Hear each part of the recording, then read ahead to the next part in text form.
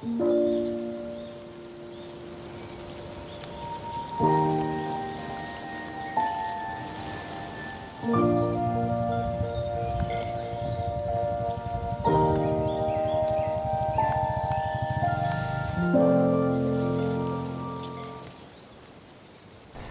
morning, lovely people. Good morning, lovely people. This is the camping kit that we take away with us just in these two panniers here on Simon's bike. And we'll show you exactly what we carry, and it's the same if it's for one night, 1 week, a month or longer. Same amount of kit. Let's go and have a look.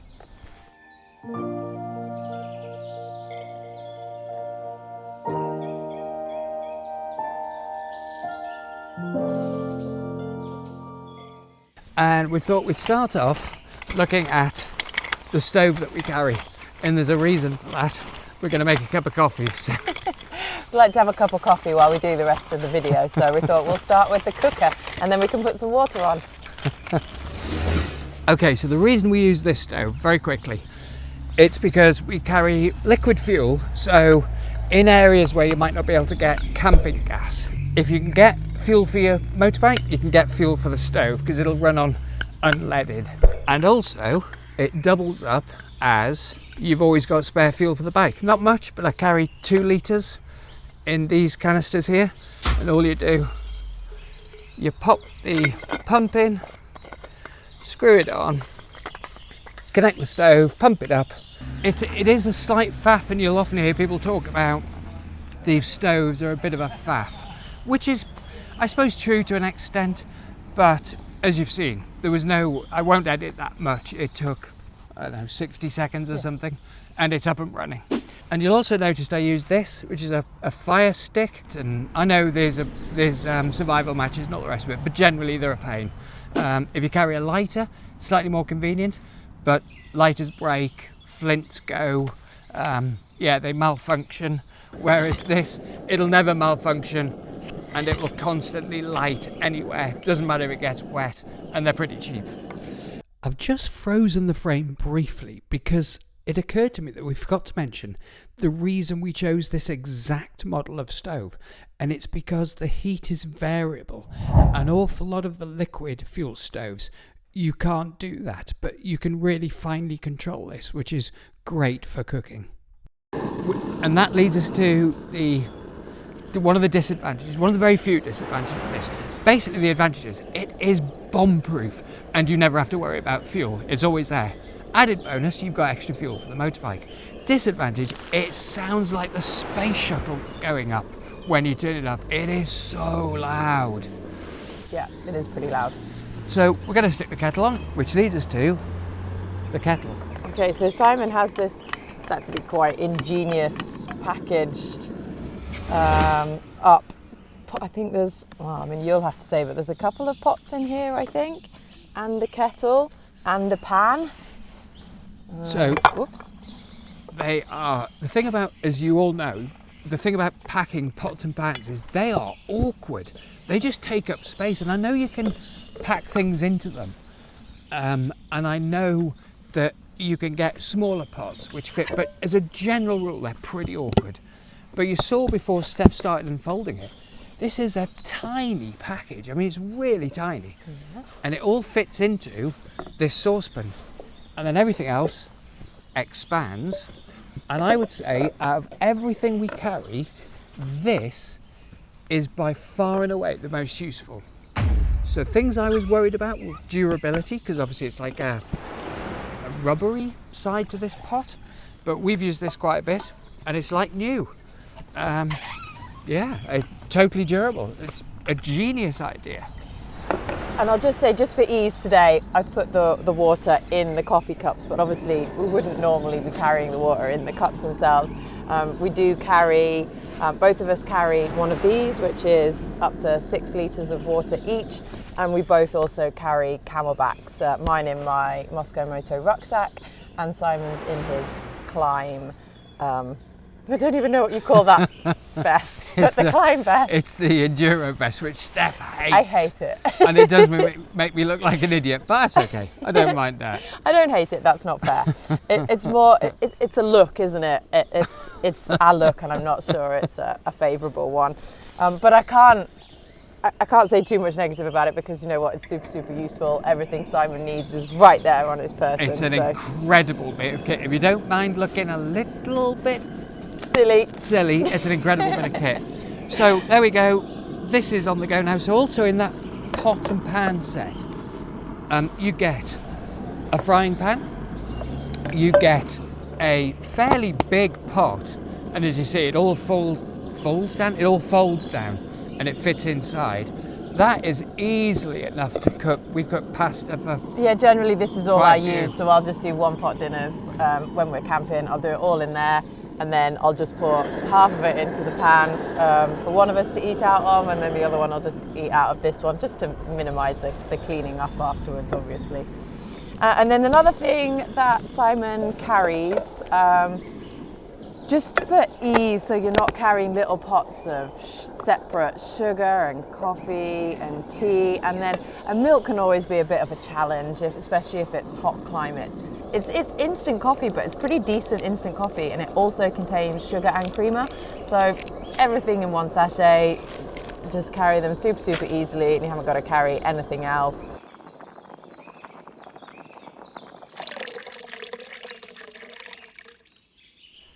So we got a lovely cup of coffee now.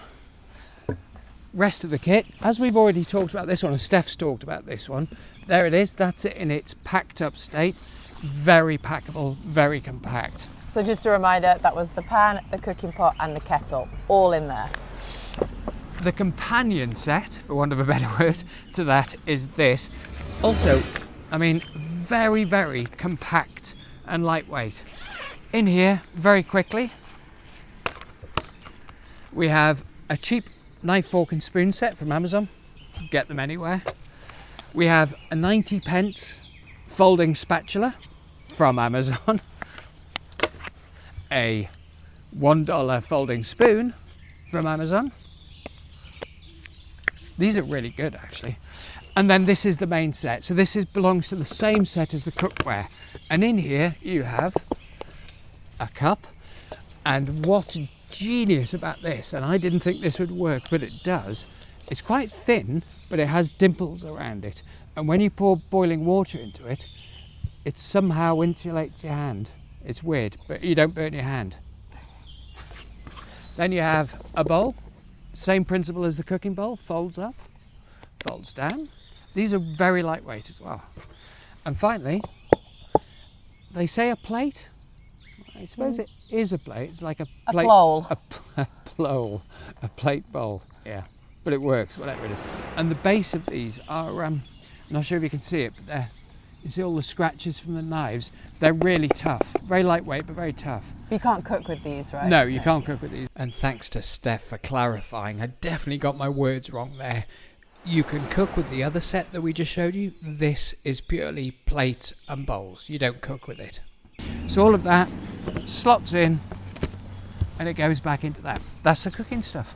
A very quick thing is Steff mentioned this, which is our water bladder 6 litre.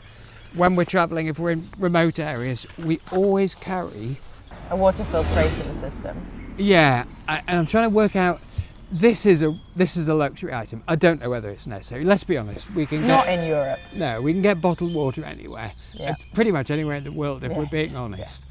It's quite lightweight, but it is a little bit bulky. What I'm trying to get at is, this is a lovely peace of mind if you're very remote. I'm not sure it's appropriate all the time. It does take up a lot of space. You haven't even explained how it works. No. This video's online. Oh. Remember we said there was a couple of things we always carry? We always have food. Just for emergency situations, really. Tent. Baby tent. A couple of things about it. First thing, we want, all our tents, we want freestanding so that we can put them up when we can't get tent pegs in. So if it's rocky ground or we're on the side of a rocky trail, we can just put it up. It doesn't need any pegs, it's freestanding. Second thing, tent poles. As you can see, they're half the length of normal tent poles. So this is my solo tent when Steff's with us. I've got the larger tent in my pannier and the poles on my bike, so we'll show you that after we've finished all of this. And there was something else, I'm just trying to think. I know what it was. Vestibules, storage area, that sort of thing. We like tents that have some kind of external storage, and you'll see in a minute it's not huge, but that's quite important for us as well, so we can throw boots and stuff just outside the tent but keep them waterproof. So there is my solo lightweight tent, super packable. So here's me popping up the small tent, the solo tent. It's super easy to get up, takes a few minutes. It has the hot weather configuration with just the netting. It's really nice if you're wild camping somewhere warm. And it also has the rain sheet with the sort of vestibule area as well for keeping kit waterproof when the weather's a bit inclement. A really excellent internal feature are these strong net pockets. We do like to keep our tent tidy. And this is the tent that I carry when Simon and I are going away and camping together. It is clearly a bit larger than the one Simon carries when he's solo travelling, but it has much of the same features. It has vestibules at either end of the tent, little storage compartments inside, and it also can be freestanding, so no pegs required if we have to place it on stony ground. Because the tent can squeeze anywhere in the bottom of the panniers and it doesn't take up that much space, it was super important to us that we then didn't try and put the poles in with the tent because they just don't work in these panniers too well. So we actually have a separate bag which carries, I then carry this, I carry all the tent poles and the tarp pole in this separate bag, leaving much more space in the panniers for the rest of our kit. Sleeping bag, which obviously we have one each. So Simon's is obviously in his panniers, mine's in my panniers. You can talk a bit more about that. Okay, this one, very warm, quite compact. The big thing for us, we've been through a lot of sleeping bags. If you don't mind mummy sleeping bags where you're kind of very constricted, Steff doesn't mind them too much, but I'm a wriggler and I sleep on my side. So, and you like your feet out the bottom. And I like my feet out the bottom. So mummy sleeping bags don't really work for me. You can get big square sleeping bags.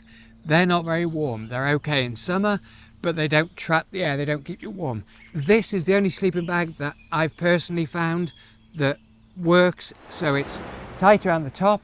It's fairly mummy-like at the feet area, but it expands in the center and it gives you enough room. It's very comfortable for side sleepers. So that's why we've got this. It also has a zip at the bottom so you can stick your feet out. If you're a weirdo like Simon who likes his feet out the end of the sleeping bag. I get hot feet. Steff gets cold feet. Anyway, that's the reason for this particular bag. We really did have to search long and hard for this kind of shape, this sort of bag. One, pillow, which is one of our slight extravagances really, because as you can see, well, firstly, you don't need to carry a pillow. You could carry a pillowcase and then stuff it with your dirty clothes or any clothes or your motorbiking kit and sleep on that. But we've been through quite a few pillows. This one is the mega pillow. We blow it up and it is quite a decent size. So it's quite a luxury item, but it does make the difference for us and whether or not we get a good night's sleep. Again, we'll show you that blown up later. For me, so Steff is a luxury item. For me, it's essential. I've tried everything. I've tried rolled up jackets and things stuffed into dry bags. I don't get a good night's sleep. This is a full-size pillow and it's pretty light. For me, essential. So obviously we carry one of those each in our panniers. Something that only Simon carries is the tarp and spare bits to go with it. Tarp, I'll show you some footage of us camping somewhere. This is definitely a luxury item. This is definitely not required, but you can see it's not particularly big. It's very lightweight, extremely lightweight, and there are poles to go with that, and I carry the poles in just one pole with that, and with the tent poles I carry the tarp pole. You can string it up against trees or on the bike. You don't need a pole, but we carry one because it's handy if there's two of us. But basically, when it's hot, it's a sunshade. When it's raining, it's a brilliant place to sit with a glass of wine and watch the world go past. And if you arrive at camp and you're throwing up the camp in the wet, This takes 3 minutes to put up, and you can shelter under it, get out of your kit, sort your stuff out, and then when it's a bit dry, you can put the main tent up. Very handy for me, but very much a luxury item. This is Simon's. Generally, everything that Simon carries has more than one purpose, so this is his all-purpose soap. Yep, super good. It's environmentally friendly. Basically, it's degradable into natural water sources, so you can use it to wash you, wash your clothes, wash your dishes, and you can do it all in a river or a stream if you're wild camping, and it doesn't harm anything. And they're pretty small, and a little bit goes a very long way. As I'm editing this, I'm realising that a lot of our stuff comes from Sea to Summit. Just to stress, we aren't sponsored, we have nothing to do with them. I guess they just make pretty good stuff. I made the mistake of squirting a normal shampoo amount in my hair first time I used it, and it feels like you're washing it out for weeks. It's like a comedy soap sud in your hair. Very good. And then I've just realised that Simon also carries a kitchen sink, which I'm sure he'll get out and show you. But actually, he carries soap in a bag, which maybe he could use as a sink. So maybe you could think about not carrying this and just use that bag as the sink. But he carries a kitchen sink. It's not essential. No. It's absolutely not. I mean, I'm not even sure it's a luxury item. It's not even a luxury item. But it's so tiny. You can boil a thing of water. You can use some of this. Ta-da! Dual purpose. And you can pop it into that. It's freestanding, and you can wash your dishes. You can wash you. You can carry your dishes down to somewhere to wash them.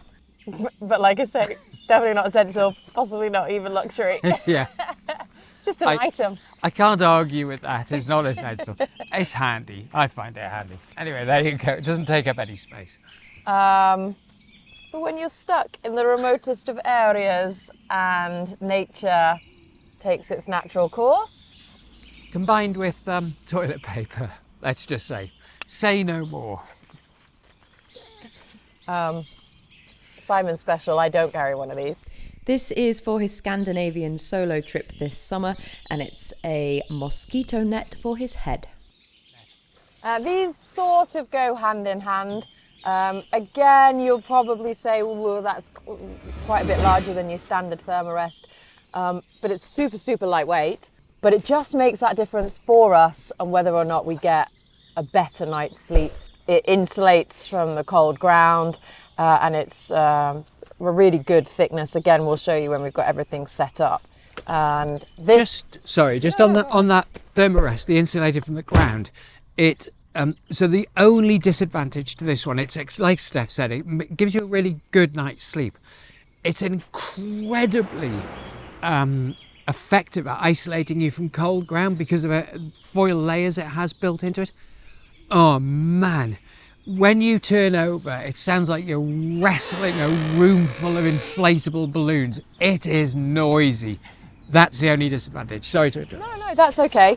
And it's one of my jobs when we set up camps. Simon is he erects the tent, and it's my job to do everything inside. So I've always been looking for something to help me with blowing up these darn Thermarests. So it does take a while and a fair bit of puff. So we watched someone on YouTube who used a bit of an electric pump, which is this. So now we each carry one of these. It USB charges, although one charge does 4 or 5 nights camping at least, maybe more. And you're probably saying, well, what the heck have you got a carabiner attached to it? And that's because, as most things, it doubles up, and it's also, so as well as being a pump, it's also a light. So that hangs in the centre of the tent and provides us with light. And my comment on this is, I think, tell me in the comments if I'm wrong, I think 99% of you are saying, what a waste of space. And this should not work. It shouldn't be an essential item. It should be a ridiculous thing that we've wasted our money on. It's brilliant. I mean, again, you probably would argue it's not an essential item because you can use your lungs to blow up your Thermarest really and your pillow. Good. You just switch it on and let it do its thing, and it pumps up both beds and the pillows. And it probably takes a third to a quarter of the time to blow up the Thermarest than it does for me to use my pathetic lungs to blow up the thermarest. And we carried a light. We carried a light anyway. for the tent, so Yeah. this is a light. So it's this shouldn't work. It's brilliant. It does work. And again, we'll probably show you that later if Yeah. there's any charge left in there to blow up the thermarest. And finally, this is very much a luxury item, very much not essential. But we've decided, you know, they're fairly lightweight. It's a camping chair. We've decided that they're just far too useful when you're camping. So we each carry a camping chair.